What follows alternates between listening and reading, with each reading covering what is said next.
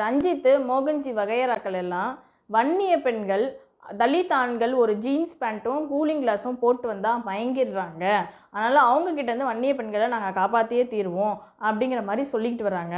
ஆனால் உண்மையிலேயே வன்னிய பெண்கள் நல்லாவே படித்து நல்ல நிலமையில் இருக்காங்க.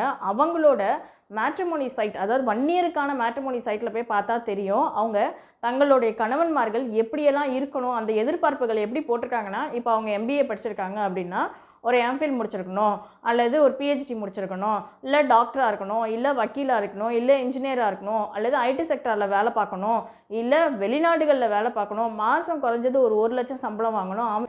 இந்த மாதிரியெல்லாம் அவங்க எதிர்பார்ப்புகள்லாம் போட்டு ப்ரொஃபைலில் வந்து அப்லோட் பண்ணி வச்சுருக்காங்க. இதில் ஏதாவது ஒன்று பூர்த்தியாகாத வன்னிய ஆண்களையும் அவங்க ஏற்றுக்காத போது எப்படி ஒரு சாதாரண 700 ரூபா ஜீன்ஸ் பேண்ட்டுக்கும் 200 ரூபா கூலிங் கிளாஸுக்கும் அவங்க மயங்கிடுவாங்க? இது வன்னிய பெண்களை கேவலப்படுத்துறது இல்லையா?